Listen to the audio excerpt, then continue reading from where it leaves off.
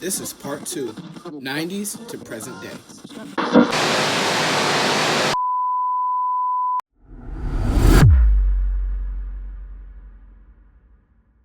Starting strong back in the 60s, pushing through the 70s, and fighting through the decline of the 80s, black girl groups began making serious waves again. And what came next was nothing short of an explosion. It kicked off with the beautiful Oakland quartets En Vogue.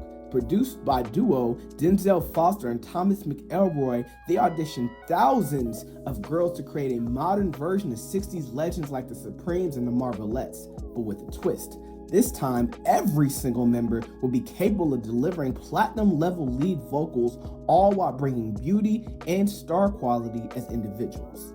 And they found exactly what they were looking for in Terry Ellis, Dawn Robinson, Maxine Jones, and Cindy Herron. En Vogue debuted in 1990 with the platinum #2 pop hit, Hold On, followed by 3 more #1 R&B singles and a debut album that went platinum, selling millions worldwide. Then came their even bigger masterpiece, Funky Divas in 1992, triple platinum with 5 straight top 40 crossover singles, 3 of them top 10. That included Never Gonna Get It, the Sparkle remake of Giving Him Something He Can Feel, and the powerful black empowerment anthem, Free Your Mind. Blending pop, funk, R&B, and rock, almost nobody could touch the sisters with their harmonies, charisma, and airtight sound, even with 4 leads. Speaking of 4 leads, that's what made them stand out so much.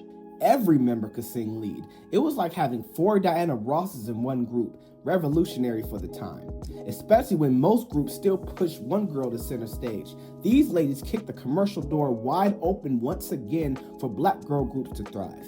Right behind them came the iconic vocal trio TLC. Tion T-Balls Watkins, Lisa Left Eye Lopez, and Razonda Chili Thomas positioned themselves as the female version of Belle Biv DeVoe, mixing singers and rappers with serious edge. They were already watching them blaze the charts and decided that they can do better. Throughout the 90s, TLC scored 9 top 10 crossover singles, 4 of them #1 on both the pop and R&B charts. They gave us timeless anthems like Creep, Waterfalls, No Scrubs, Unpretty, Baby Baby Baby, and Digging on You. To this day, they remain the only girl group with a diamond certified album. They've sold over 65 million records worldwide, one of the best-selling girl groups on this planet. Not just America, the world. Let that sink in. Sadly, we lost Left Eye in 2002 to a car accident in Honduras, but the group still honors her legacy by keeping her spot irreplaceable. I mean, honestly, Never, ever. We have diehard fans out there, and I'm sure they would be very upset if we tried to replace Lisa. They're still touring and making noise to this day. Then there were Jade, another group modeled out the En Vogue with 3 strong leads. Joy Marshall, Dee Reed, and Tonya Kelly debuted in 1992 with chart-topping R&B hit I Wanna Love You from the Class Act soundtrack. Their signature smash, Don't Walk Away, hit #1 on the R&B charts and #4 on the Hot 100. With 2 more top 40 R&B singles, they dropped the platinum-selling Jade to the Max in 1992, followed by the gold-selling Mind, Body, and Song and the top 20 crossover hit Every Day of the Week. But the real sensation that followed was SWV, Sisters with Voices. They started with the top 20 R&B single Right Here, then dropped the top 10 crossover I'm So Into You and their all-time classic Weak, which went #1 on both the pop and R&B charts. Weak was the first girl group single of the 90s to top the Hot 100, a record that set the stage for more crossovers like You're the One, Right Here, Human Nature, Anything, and Rain. They sold over 40 million records worldwide with more than 11 million albums and singles in the US alone, cementing them as one of the greatest selling girl groups ever. Escape came right behind them with the top 5 crossover, Just Kicking It in 1993, plus 3 platinum albums between 1993 and 1998. They gave us classics like Understanding, Who Can I Run To, My Little Secret, and Tonight. Modeled out the En Vogue but with an edgier tomboy energy, every member could sing lead, although Kandi Burruss and Latasha Scott were the main vocal engines, were the unofficial lead vocalists, as you put it. They brought the gospel edge with powerful vocals and major commercial appeal. Through the mid to late 90s, even more black girl groups broke through. Brownstone, who sounded like a whole damn choir, gave us the classic top 5 crossover If You Love Me, along with multiple other top 20 R&B hits. Then Cut Close, discovered by Keith Sweat, dropped sexy smashes like Surrender and I Like.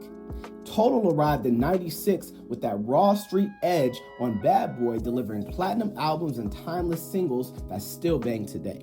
Also, representing from my hometown was 702, who gave us Stilo, Get It Together, and most importantly, the top 5 pop hit, Where My Girls At. Man, these girls are burning up the charts, and they were representing my hometown, man. Like, that's something that honors me, so I definitely had to give them a shout out. And RIP to twins and original members, Irish and Orish. Wait, hold up. I know y'all didn't think I was done. This is the golden era. Iconic duos like Zayn and Changing Faces, and the Left Eye Proteges Black, who gave us multiple top 10 hits and a platinum debut album in 1999, was also blazing up the charts. Black was mixed with TLC singer-rapper dynamic along with LaBelle's futurism, showing how that influence was still shaping groups. So as you can see, girl groups actually thrived in the 90s, becoming more commercially successful than it had ever been in history. But wait, I cannot let this chapter end without shouting out one of the best who's ever done it. The group that grinded for years, hustled hard, and trained like an army since they were kids. I'm talking about none other than Destiny's Child. Formed in 1992 as Girls Tyme, originally a mix of rappers, singers, and dancers, they had a rough Star Search debut that led to some lineup changes. They became a foursome when LaToya Luckett joined, and they were managed by Andretta Tillman and Matthew Knowles, and they were signed to Columbia Records in 1996 after getting dropped by Elektra the year before. Man, Elektra really dropped the ball. This Houston quartet of Beyonce Knowles on lead, Kelly Rowland on second lead, LaToya Luckett as the soprano, and Latavia Robinson as the alto/spokesperson hit the ground running with a platinum debut and the top 5 crossover, No No No. Then came the first #1 Hot 100 hit, Bills, Bills, Bills, in 1999, but during the promotion of their multi-platinum album, The Writing's on the Wall, the group dynamic started crumbling. LaToya and Latavia spoke out about the unfair treatment and a shady management deal that kept them in the dark about their finances. Contracts were laid out in front of us. Everybody's excited, ready to sign.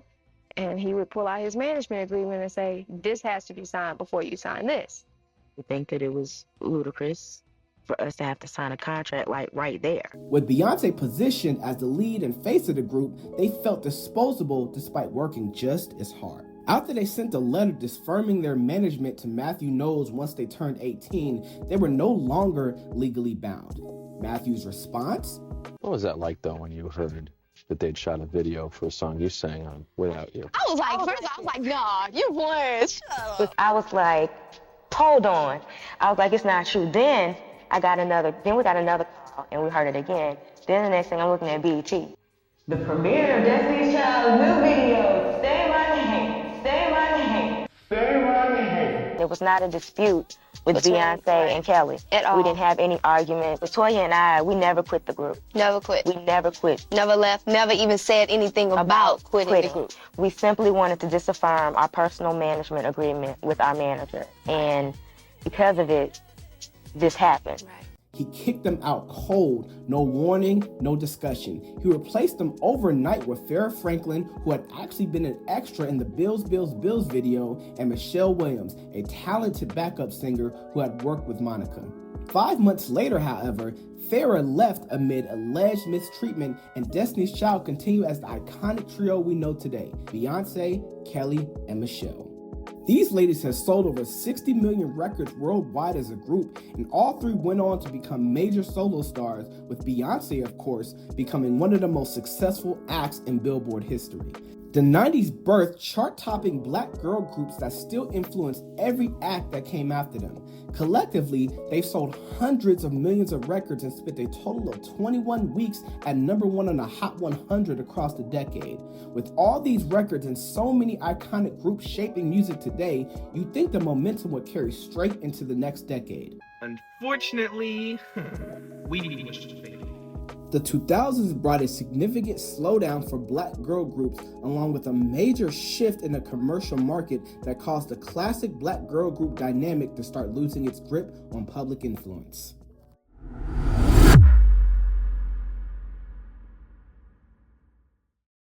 Despite the massive run of the golden age in the 90s, the dynamic shifted hard in the 2000s, and this time it hit different.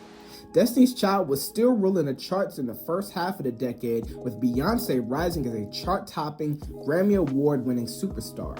But the industry focus shifted almost immediately to hip-hop stars and solo stars, focusing less on groups and more on individual talent. It felt less like a break and more like black girl groups were being phased out permanently, pushed aside for solo queens like Ashanti, Beyonce, Rihanna, Ciara, Britney Spears, Christina Aguilera, Pink, Maya, Brandy, the list goes on, so many others. Girl groups as a whole started getting labeled as expensive, not long-term investments, and straight-up liabilities. More hotels, more accommodations, bigger budgets, labels stopped seeing the upside. We've seen this pattern before. Groups breaking up and losing key members right at their peak because of internal drama. Escape, SWV, Brownstone, Destiny's Child, In Vogue, messy lineup changes, members showing up late or not at all, jealousy, unfair treatment from management. It gave labels headache after headache. That same trend kicked off early in the 2000s with the first commercially successful black girl group of the 2000s, 3LW. Put together by Michelle and Teese Williams, the group was built around their little sister Keely Williams after years of failed lineups. They signed with Epic Records in 1999 and dropped their top 30 pop debut single, No More, and followed it up with a platinum album. They hit the TRL tour with Destiny's Child, Nelly and Eve, and even won 2 Lady of Soul awards. These ladies had serious potential, tight choreography, distinctive leads from Adrienne Bailon's smooth tone, Keely's light soprano, and Naturi Naughton's powerful gospel voice. 2 black girls and 1 Latina representing for the culture. They scored another hit with I Do featuring Loon, but then came the infamous KFC parking lot fight. Naturi was allegedly attacked with a thrown KFC meal by Keely Williams after a heated argument about Naturi supposedly being forced out by management. This is a guy named Enso on our website who's the moderator who kind of holds it down. And basically she said, hey, you need to tell Chris, his name is Chris, what's going on in the website, and you need to tell him what's really going on with 3LW. I said, okay, you want me to tell him the story? So I grabbed the phone and I said, all right, well, basically they're trying to terminate me from the group. Immediately, Michelle snatches the phone and says, no, Naturi, you're ridiculous. Why are you telling him that? Is that what, you're supposed to tell him? I said, I thought you wanted me to tell the truth. But obviously, they're trying to switch it around to protect the 3LW image. Yeah. And then while we're arguing, me and Michelle, I'm talking to Michelle, and they're like, F you, you calling me all kind of bitches, and this, and that. And I'm like, yeah, whatever, y'all. Trying to ignore them, because that's been going on for at least a week while you were on the promo tour. Right. So I say to Michelle, what did I say wrong? And all I know is out of the blue, Keely just is like, F you. And then throws the plate dead in my face, in my eye. My eye was watering. It was a mess. You had mashed potatoes and gravy. Mashed potatoes mashed all over my hair, my face, down my clothes. It was a mess. And right then and there, I was like, I don't have to take this. Yes, a whole meal as well. There are 2 sides to every story, but the fact that Naturi's leads basically disappeared from the second album told its own truth. The group was pushing her to the back, hoping her exit wouldn't make a big difference. It did. Girl Can Mac didn't even do half the numbers of the debut, and their next single barely made a dent. After a failed comeback with a new member, Keely and Adrienne later joined Raven-Symoné and Sabrina Bryan to form the iconic Cheetah Girls. Even after Raven left early, the Cheetah Girls sold millions and sold out tours across the country. Around the same time, we saw a flood of other black girl groups trying to break through. Isis with Day and Night and Single for the Rest of My Life, TG4 and Love Her, but none could match the numbers of the 90s icons. Most got dropped before they could even release a second album, and some of them we didn't even see a first. Labels felt like they were wasting money on new black girl groups that just weren't taking off. This repeated failure became the domino effect that triggered the bigger shift. With only DC3 still charting high and the mainstream slowly abandoning R&B in favor of hip-hop, EDM, and straight pop, the whole idea of what was marketable started to change. Into that gap stepped the Pussycat Dolls, and Identity came from making the band rocking a new, more racially diverse look that followed the Spice Girls blueprint. Nicole Scherzinger-led Pussycat Dolls gave us a massive top 10 smash like Don't Ya, Stick With You, Buttons, and When I Grow Up. And Identity Kane dropped a platinum debut off the bat and followed with classics like Showstopper, Damage, and Bad Girl. These new diverse, high sex appeal formulas set the tone for almost every girl group that came after them.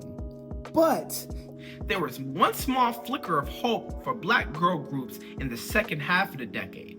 In 2006, the Atlantic-based sister group Cherish dropped the edgy R&B track Do It To It, a top 20 hit that captured the dance trends of the era. They followed it with the top R&B single Unappreciated and a gold album of the same name.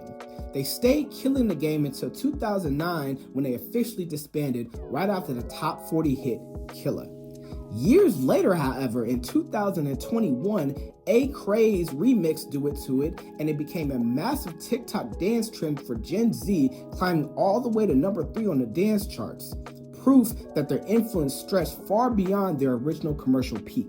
Overseas, Mystique held it down as the UK's answer to Destiny's Child, a early to mid-2000s similar singer-rapper dynamic to Black and TLC. Lead vocalist Sabrina Washington, rapper-singer Alicia Dixon, and singer Sue Elise Nash burned up the UK charts with multiple top 10 singles. They gave them classics like Why, One Night Stand, All I Want, and the US top 40 crossover single, Scandalous. They sold over 12 million records worldwide and remain chart veterans in the UK. I just wish they dropped more singles statewide. Their stuff was straight fire, man. We also saw Rich Girl, Electric Red, and the duo Floetry, but besides Floetry, none made a major chart impact. By the end of the 2000s, black girl groups were hanging on by a thread. There was no major charting black girl group left. It was like Destiny's Child passed the torch and it was left dangling in the air. It seemed like it was a clear signal of the end of an era. Or was it?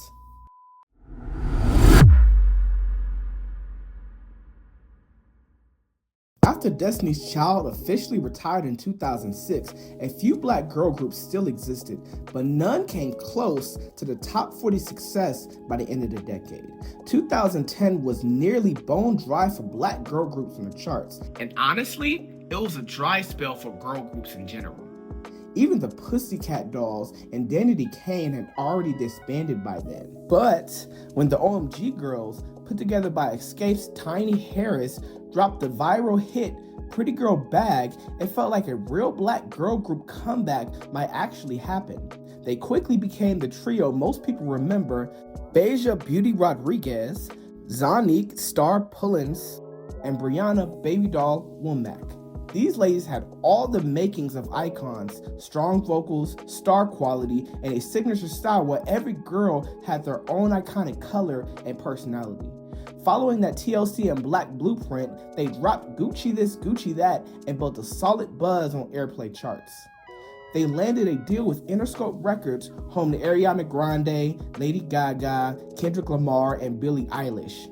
They hit the 2011 Scream Tour and had very marketable songs like Baddie, Where the Boys At, and their platinum-worthy cover of Jagged Edge's Boy It's Over, which in my opinion they absolutely killed. Yet, despite their huge early buzz, they never broke through the major commercial market through any recognition on the pop charts. Then came the Beyonce-signed duo Chloe and Halle. Discovered and signed to her Parkwood label, they built national attention through viral covers. Their debut album, The Kids Are Alright, dropped in 2018 to critical acclaim, but the public barely noticed. It peaked all the way down at number 139 on the Billboard 200. Their second album, however, gave us the iconic viral hit, Do It, the one that set the standard for TikTok dance trends. Their sophomore album, Ungodly Hour, performed much better, peaking at number 16 and earning even more critical love. The sisters built an incredibly loyal fan base and racked up millions of streams and starred as twins Jaslyn and Skylar Foster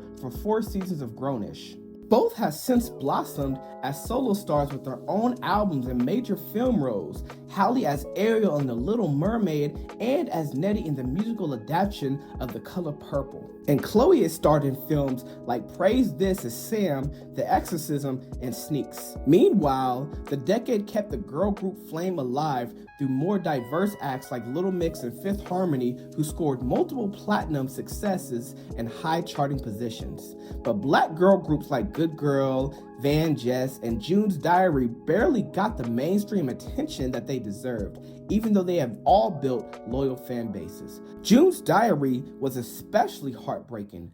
Formed on a BET show Chasing Destiny, where Destiny's Child's own Kelly Rowland tried to create that Destiny's Child sisterhood and give the world another chart-topping black girl group. These girls beat out thousands of hopefuls with tight harmonies and fire individual vocals, yet none of their singles charted on any major chart. They really dropped the ball because they were sitting on gold and doing nothing about it. A shame.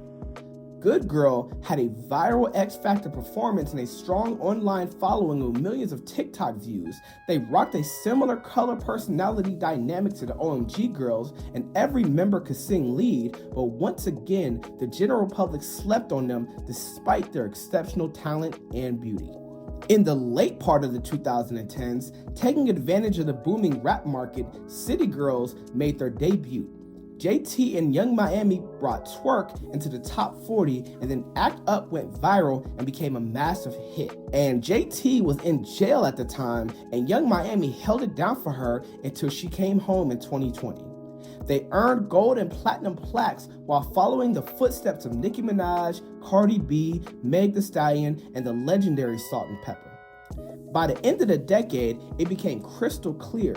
Vocal black girl groups with all the makings of superstardom were largely being ignored, both by the public and by label executives. They were no longer seen as commercially marketable by this time. Instead, the spotlight stayed on more diverse, colorful collectives like Little Mix and Fifth Harmony, who continued carrying the torch for girl groups on the chart. Black vocal girl groups have officially been pushed to the side.